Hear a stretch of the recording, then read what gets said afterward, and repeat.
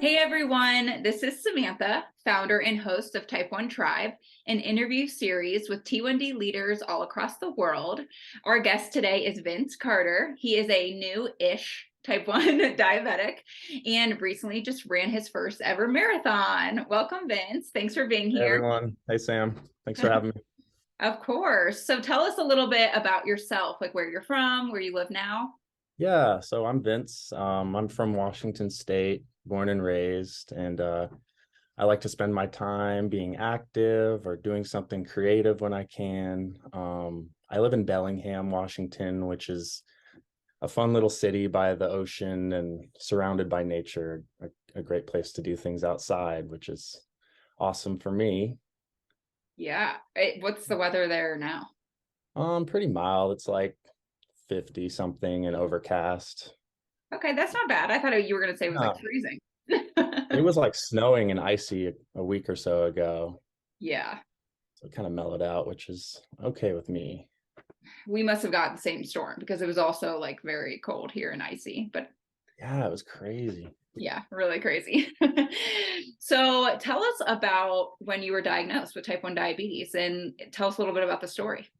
Yeah, my story is kind of unique, I'd say, in the fact that it's pretty well documented. So what had happened was for months, I had just been progressively feeling like more and more off, and I really wasn't sure what was going on, but I was just kind of shrugging it off. I had really low energy and I was losing weight and just drinking water like all the time.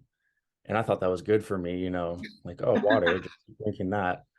So I just happened to go visit my family one weekend. And while I was there, my mom expressed her concern. She thought I was really skinny, obviously, and I just did not look well. Um, so she actually called her friend, Sarah Jensen, who happens to be chief creative officer for Beyond Type 1. And she came and did a blood test with a glucometer on me, and all it said was high. It was so high, it didn't even put a number. So we went to the hospital right after that, and they were a bit hesitant actually to admit me. I'm not sure why. That day is kind of a blur to me, but I think they were just busy and kind of shrugging it off like it wasn't as serious as it was. But my friend Sarah was persistent because she's been in similar situations. She has a son with type 1, Hmm. and she would not let them not let me be admitted, even though I kind of just wanted to leave. I still didn't understand what was going on, even though I had the blood test. So she was persistent, and she actually made some calls. She called Tom Scher, the former CEO of Beyond Type 1, who has since tragically passed away, Mhm. unfortunately. And from there, Dr. Fran Kaufman, pretty esteemed doctor, and she's the chair of the science advisory for Beyond Type 1. She was then called, and she called the hospital directly. And after that, they admitted me, and I started getting treatment. So it was a pretty amazing series of events the whole day, but especially that string of calls made by some pretty amazing people. Yeah. And my life was saved pretty narrowly. It was a close call. It's still kind of hard to believe, and it feels weird to even say still, like it's almost not true, even though it is. It's just that weird. But that specific situation is why personally I'm really passionate about spreading knowledge about type 1 diabetes and its symptoms whenever I can, because there's a lot of misunderstanding. And even in the medical community, there's misunderstanding. So it's been really special to work with Beyond Type 1 pretty much since I was diagnosed. And my diagnosis story is actually on Beyond Type 1's website. If anyone is interested, it's pretty crazy story. That's a very crazy story. Yeah, I'm so fortunate. Like so many things could have gone wrong. But I mean, obviously you don't want to be diagnosed with type 1, but I mean, it all went right. Like it all, it was almost like, I mean, I don't know if you're religious, but it's almost like God was there like A planting little seeds bit. for you to Yeah, save your life, which is totally. insane. Do you remember what your levels were when you went to the hospital? Yeah, I remember them saying 989. That was a number I remember. And then late, like maybe 3 hours later, it was in the 800s. So it wasn't, I was in the hospital for just over a day, and that was a pretty intense day. But by the time I left, my levels were still not great. They were like in the 400s. I don't know how I was like doing stuff after that. I like drove and everything. But yeah, and eventually I was able to get connected with a wonderful doctor at UW Medicine, University of Washington Medicine Diabetes Institute. And from there, it's just been a pretty wild journey with the new normal of diabetes. Oh my goodness. So the Sarah, was she friends with your mom, or like what was their connection? Yeah, my youngest brother goes to school, or did go to school at the time, with her son, and they were buddies. Okay. And so, yeah, my mom just already knew Sarah and was a little bit aware just from what Sarah had said, because her son had come over to play, and she kind of gave my mom the spiel, like basics about type 1 and what to do. And my mom happened to see a See the Signs campaign from Beyond Type 1, actually. And I think that was what kind of gave her the wherewithal to reach out to Sarah. She knew something was up, like it was just not normal. And that kind of came to mind for her. It's really cool that your mom saw the See the Signs campaign, because I'm sure there's a lot of people who are like, like nobody's paying attention to this, and but clearly Right. somebody was, and it saved It a life. works. Yes. Yeah. Wow. And your levels were so high. That is crazy. Like when I went to the hospital, mine was only 420, which is still Oh, high, but wow. yours was a lot higher. Yeah. It just seems to be kind of relative Yeah. depending on the person and the situation. I guess technically I wasn't even in DKA somehow either. Like I was maybe a day or so or less, but somehow my levels were that high and I wasn't in DKA. There's still a lot for me to learn, but Yeah, I don't really know what that means either, because they said right, I was in DKA and I was in the hospital for 2 days. So it doesn't, I don't know. It's weird. It seems like you would have been there longer just because of right, your you'd think. numbers, but who knows? But that goes back to what you were saying about how sometimes medical, the people that you think should know the information don't necessarily know it. Right, right. Or they just get a quick rundown of type 1, and it's unfortunately pretty common for people to combine facts about type 2 and type 1. Um, Even if they're kind of coming from a good place, obviously that the advice for those two different types of diabetes don't always align. Correct. Yes.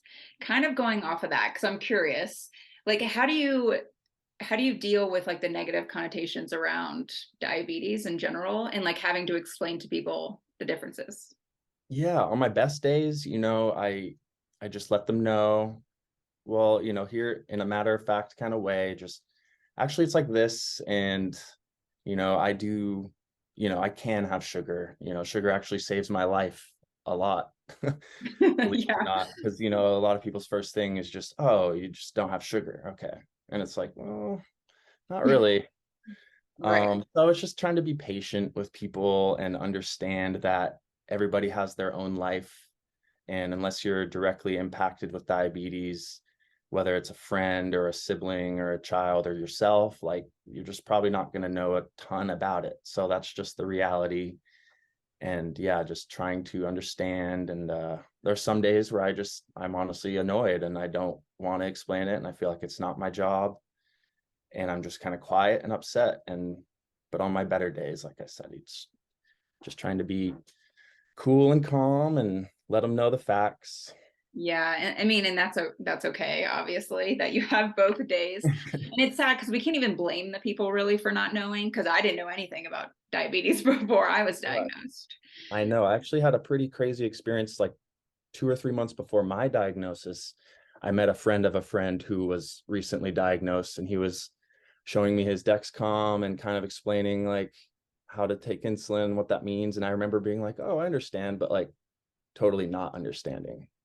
And Wow. then a few months later, having that happen to me, and all this time later now, it's like it helped me understand why someone might not understand. Even if you try to explain it, it's just some people just might not understand, and that's all right. But we just try to pass the knowledge on and hope they learn, so that if they are in a situation where they could help someone with type 1, they'll know at least something what to do.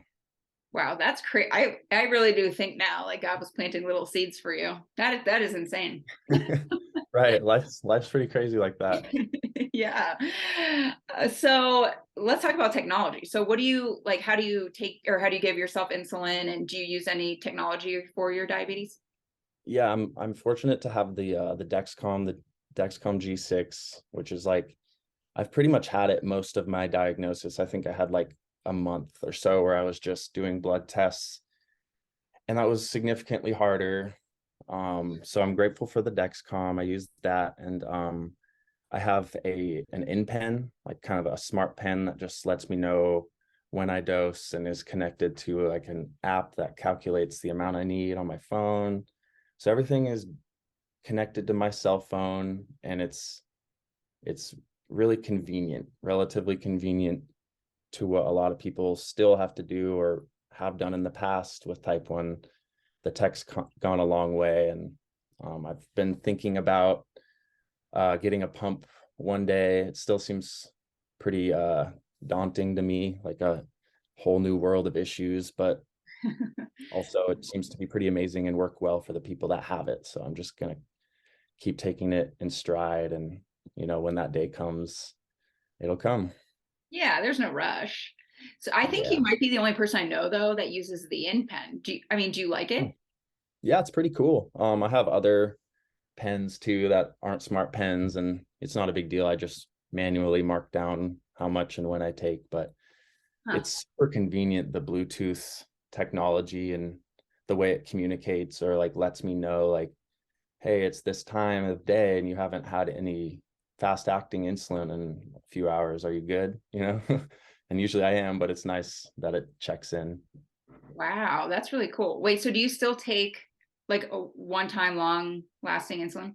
Yeah, in the morning times I'll do that. I Okay. figured out in the morning is better than at night for sure, at least for me.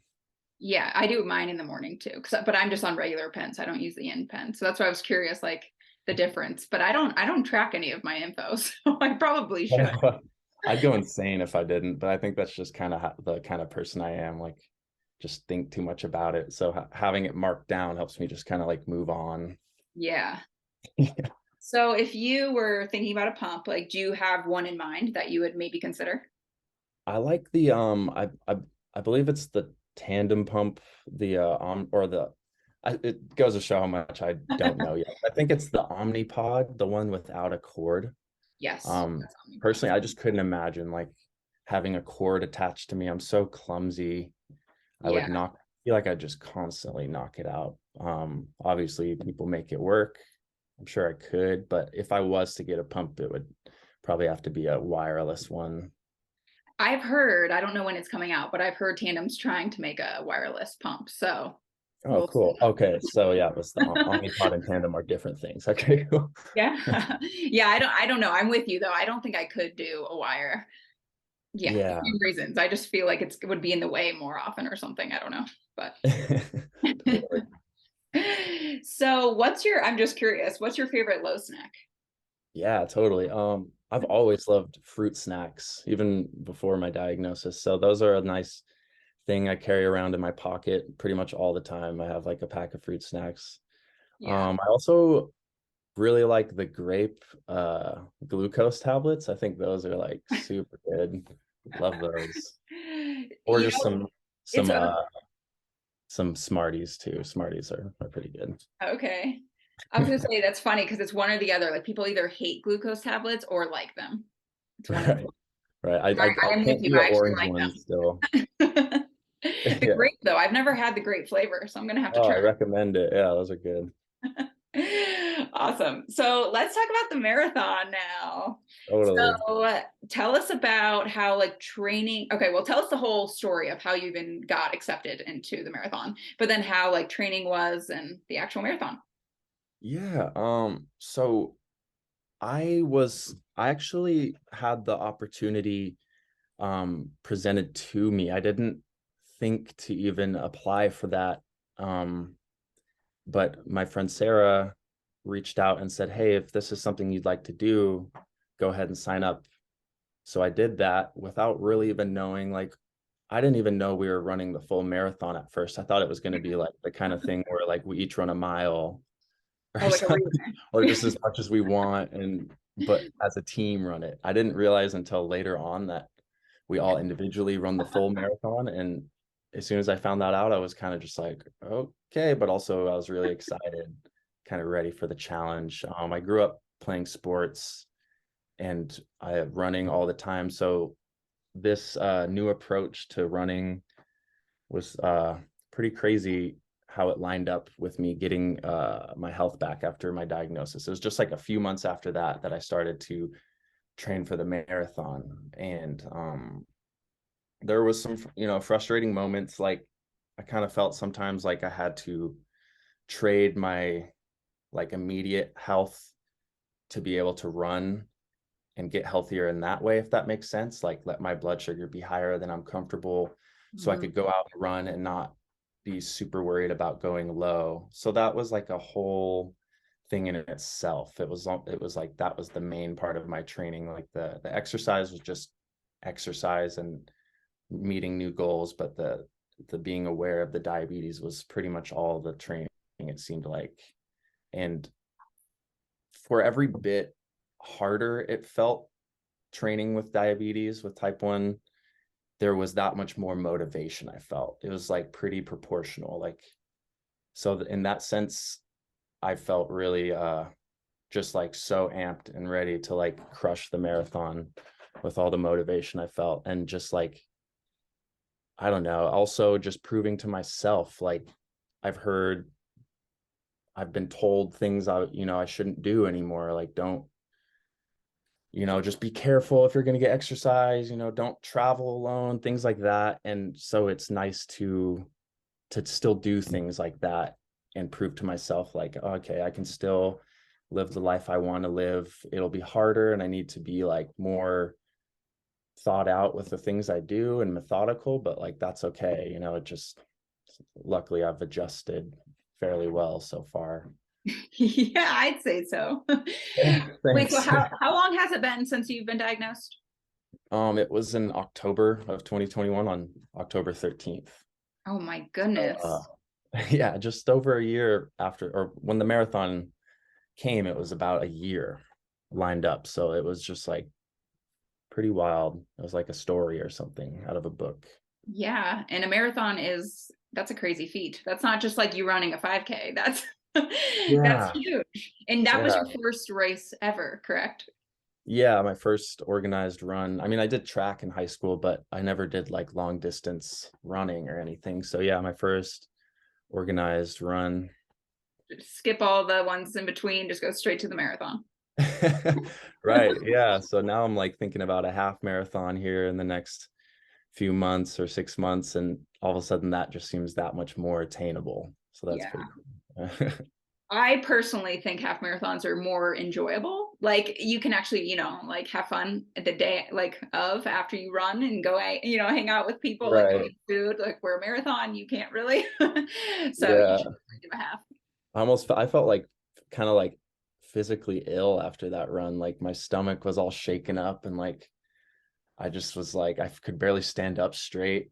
But I went to there was the after event for the Beyond Type 1, and only like a small percentage of the people went, and I was just like so out of it. So I get maybe a half marathon, you could still like function the rest of the day after. So, because I'm curious, since you're on pens, when you were training, what time of day did you run? Like, how did you manage all of that and like making sure there was no insulin on board and Right. that? Um, yeah, I would usually run like after I ate breakfast. and I would just like either not bolus or just take like a small amount of insulin and then later on have more carbs right before I ran. Okay. It wasn't a foolproof method, but it got better. I'm still in the honeymoon phase Hmm. technically, so there can be like days where it just kind of doesn't make sense. Like I just go low a lot because my pancreas is, fighting a war right now with my own body. And some days it wins a little more and the beta cells do their job and make a little bit of insulin on top of what I already took. So there were some kind of frustrating days of just like, even though I didn't take any fast acting and I had like a bunch of carbs before the run, like I'd still plummet. Um, but there was never a moment that like I felt scared or like I needed help during any of my runs. I would have like my little fanny pack and I had a bunch of snacks and I and that was like something I'm still kind of working out because I would end up just eating too much and kind of making myself feel sick, Hmm. all in the hopes of not going low. So my hats are off. My hats off to the people that can kind of work that out and learn how to run and manage everything without like an extremely full stomach or or like going low all the time. How were your blood sugars during the marathon? Not bad. I was having so many carbs. I was like, at one point, I was like picking up glucose. Like people were just dropping stuff at some point, like, and there'd be like unopened things of glucose gel. And I learned afterwards that like cellular, I'm spacing on the word, but when there's a lot of people near with cell phones, like the service can be interrupted and Bluetooth as well. So my Dexcom would kind of go out of service for like 20 minutes randomly at some points.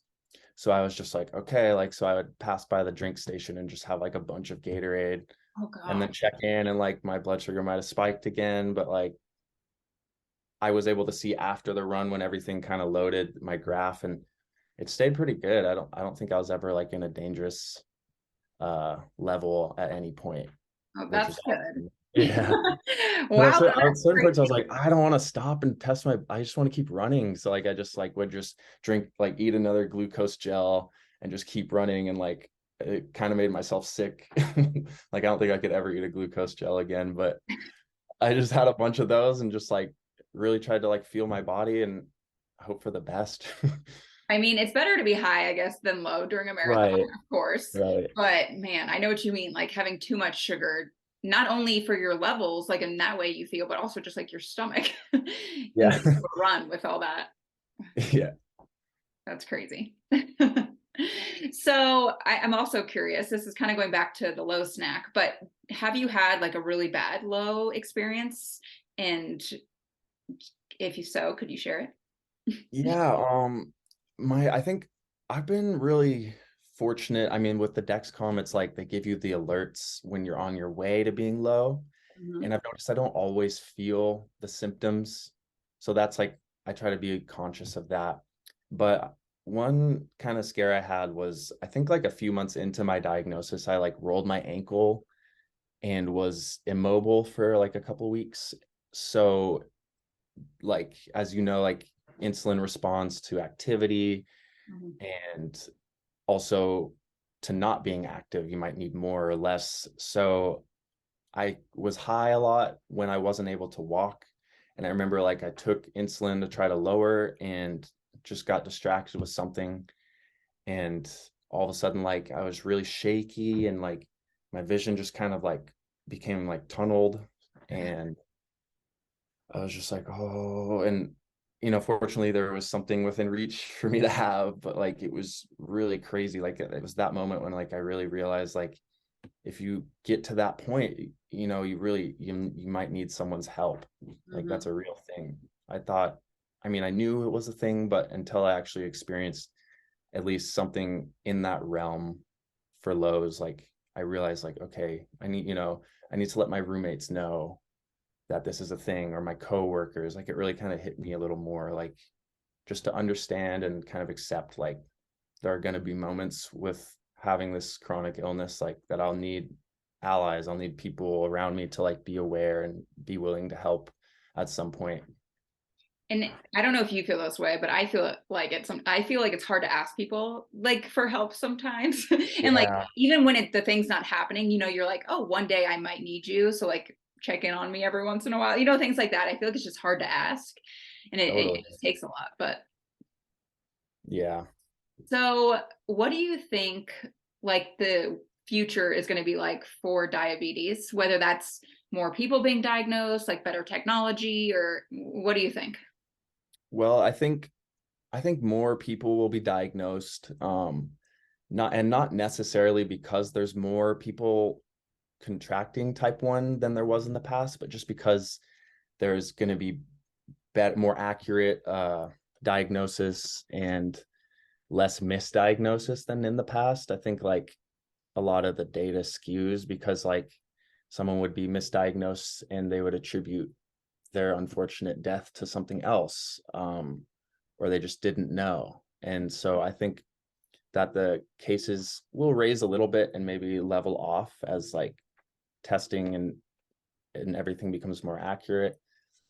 And I think that for type 1s, that with like social media now and being able to be connected and have community through the internet, and from other people seeing something like the See the Signs campaign from Beyond Type 1, that there'll just be a better understanding. I think it would be too hopeful to think everyone would have like a solid understanding of type 1, but at least more of an understanding than they currently do. And I have a really positive outlook on the future. I think that the trend of technology is really great, especially in the last few years. So there'll be more technology available to maybe like other regions of the world that aren't getting as good of assistance for their type 1s, and maybe even a cure one day. We can all hope for that. Yeah. Do But you yeah, I think choose to be optimistic and positive, and I believe in the best of humanity. That they'll look out for the people that need help. Mhm. Look at you. That's such a good outlook. It is. I mean, a lot of people unfortunately, a lot of people just have negative, And I reactions get to that, diabetes, but and I understand that. Like I'm still, I haven't had it my whole life, and I've only had it when technology was great. And so like there's a lot I don't understand, and I get it that some people might not have that same outlook, and or might think it's like naive for me to think that way or something, but like that's just the way I choose to look at it, and I hope that better it way to does. look at it. Yeah. So, do you have any advice for someone who is newly diagnosed listening to this and just is lost and confused? Yeah, I mean, I'd have so much to say, but if I could just tell them like one quick thing, I'd just say to like just keep believing yourself. Like I know that's kind of cliche, but you'll probably surprise yourself with how much you'll learn. And if for everything that feels impossible in the early moments of having diabetes, someday it'll be just another part of your routine. Someone told me like bolusing for a meal and counting your carbs and everything will just be like wiping food off your face with a napkin while you eat. Like you just won't even think about it. It'll just be another thing. And it's kind of getting to that point for me. I sometimes I bolus and like it's so routine that like I almost forgot I did it. That's Yeah. why I like to write it down, because I would drive myself nuts. But yeah, I'd say just believe in yourself and seek out resources too. You don't have to be alone, even if it feels that way. I agree 100%. That was a great advice. So, if people want to find you, how do they do so? Yeah, probably Instagram is the best. That's what I use the most. And my Instagram handle is Vince Carter, and Vince, the I is a one, so it's like V1 Vince Carter. I'll put it below in the show notes. But Oh, nice. Yeah. thanks so much for all of your, telling your story and all of your advice. And we appreciate you being here. Yeah, thank you for having me, Sam, and nice to meet everyone who's Yeah. listening. All right. Thank you.